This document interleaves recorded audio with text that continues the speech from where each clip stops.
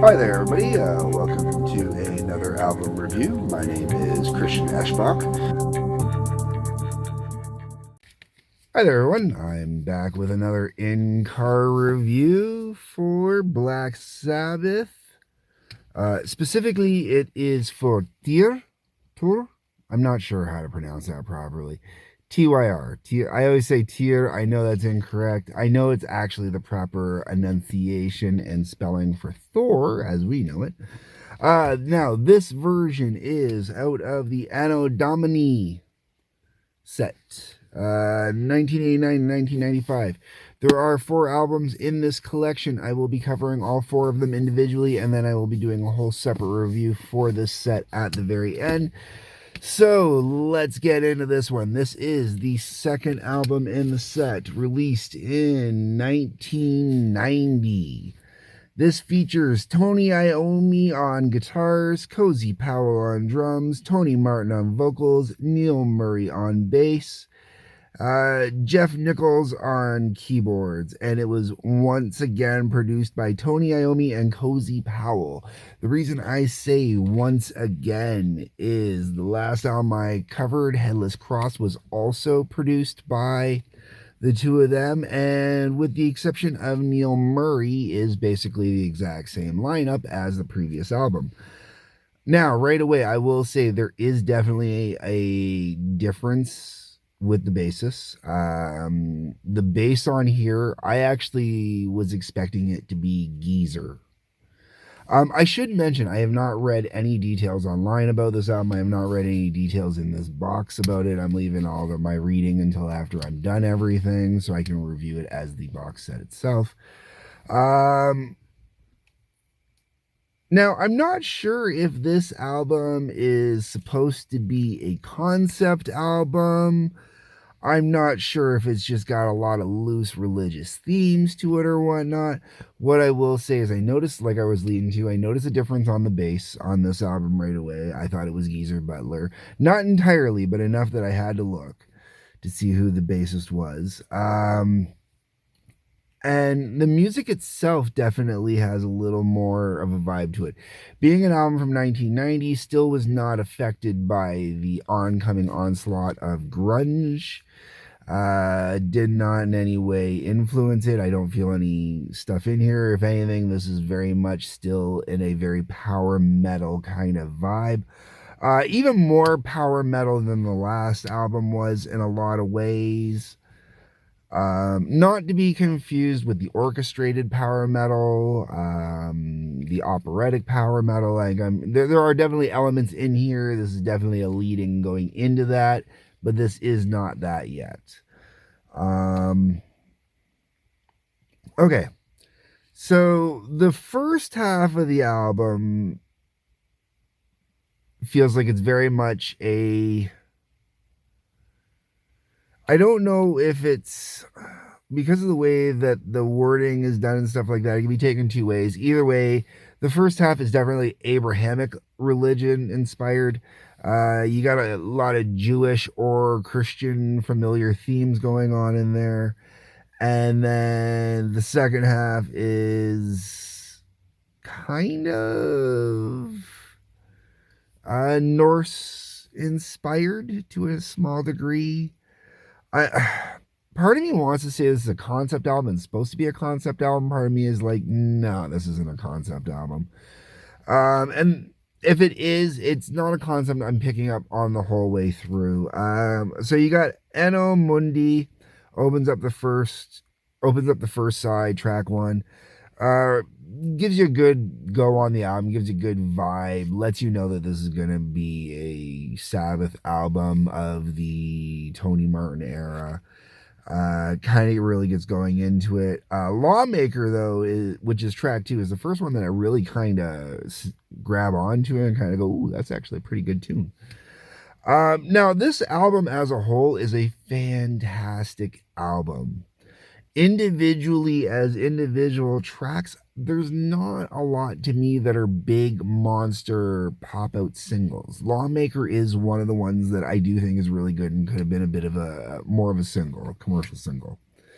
From there we go into Jerusalem, which is a good tune. I don't mind it, but it's not great album cut. Once again, every song on here, this is a great album with great album cuts.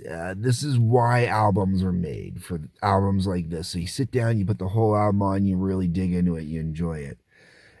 But on the same side of that, it kind of limits single playability, we'll say. I don't have a better description for it than that. Then we got the Sabbath Stones, which finishes off side one. I really actually dig the Sabbath Stones. Lyrically, I don't pay attention to too much, but the music I really get into. Um, there's a bit. I'm going to say this very loosely. There is a bit of a prog-ish kind of element to this to go with the power metal kind of vibe. I'm using prog very, very loosely. Like we're talking prog by Sabbath standards, not prog by prog standards. Um, and the reason why I say that is, Sabbath has always experimented, going out into different realms, different sounds, stuff like that. Not necessarily always with time signatures. Yes, not everything is in 4/4, but 4/4 is kind of their go-to, their main, signature to work off of. But even within that 4/4 in the early days, you still got a lot of black blues and jazz influences in there, which would really show out and stuff. And I really find that side one of this album really kind of gets into it and kind of gets that idea started. Going into side two, you get a little more into it. You open up with the Battle of Tyr, which isn't bad. I really enjoy this one. Gets the flow going really nicely. Odin's Court is the classic little instrumental piece that gets put in like every Black Sabbath album. I do enjoy Odin's Court, and it flows. The way it flows between the Battle of Tyr and the next track, Valhalla, it really makes it all feel like one really solid, continuous song going the whole way through, giving you something a lot more epic length that way and really enjoyable. Valhalla itself, I really enjoy. Valhalla's got a great build within it and whatnot. Great acoustic work in there in the beginning of it. I really dig on the acoustic work in the beginning. It's really nice. Iommi really never did enough acoustic work for how good his acoustic work was. He did some really beautiful acoustic work, and one of the reasons why I really kind of feel the need to point out how good his acoustic work is everybody knows the story of Iommi and the losing his fingertips and putting plastic nibs on his fingers so he could play guitar, and that's why he down tunes to make it easier to control that. And when you take everything into consideration he does with an electric guitar, so he can get optimum sound and playability and whatnot out of that. And then you go and you listen to his acoustic work where he does not get to rely on the benefits of effects pedals, or does not get to rely on the benefit of down tuning and being able to crank up the volume to compensate and stuff like that. When he's got to go at it pure, he's got to attack it in the most traditional sense. The dude lays it down, man. This is why Iommi is the man, as far as I'm concerned. I mean, Feels Good to Me. Okay, this one's weird, man, because Feels Good to Me is basically Sabbath doing a power ballad. And like a noticeable kind of power ballad, right? And nothing against it. As far as power ballads go, if you're one of my regular viewers, you know I'm not a power ballad fan. I often talk a lot of smack about power ballads.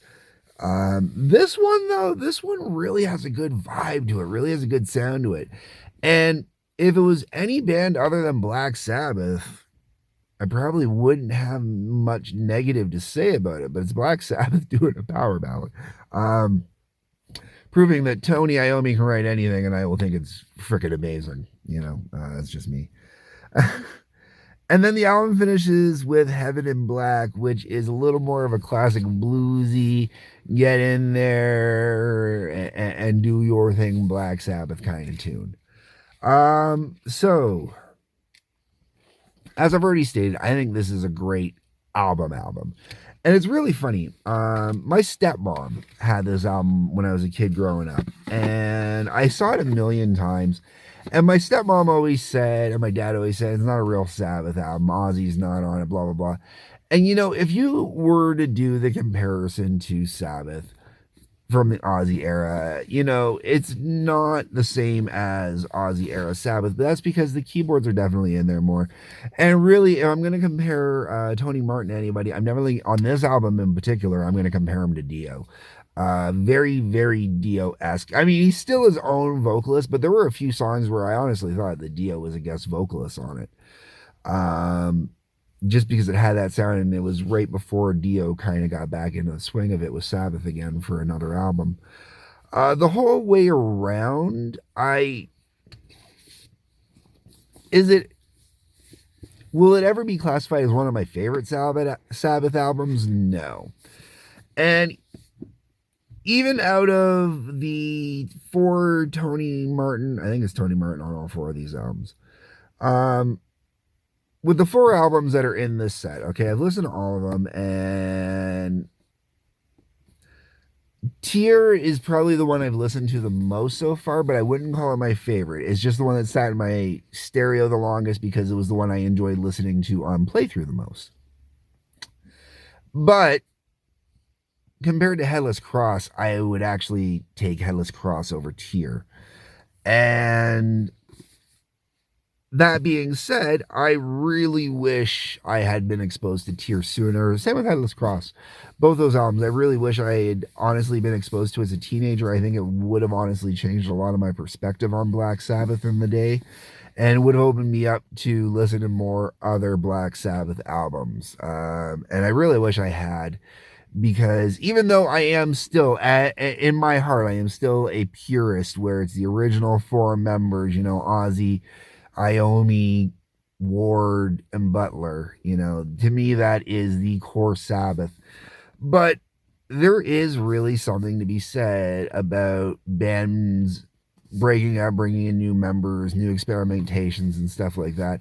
And when you really look at it as, just different incarnations of a band that have different sounds, it really is a stand-up album on its own. But also, you have to take it purely as an album.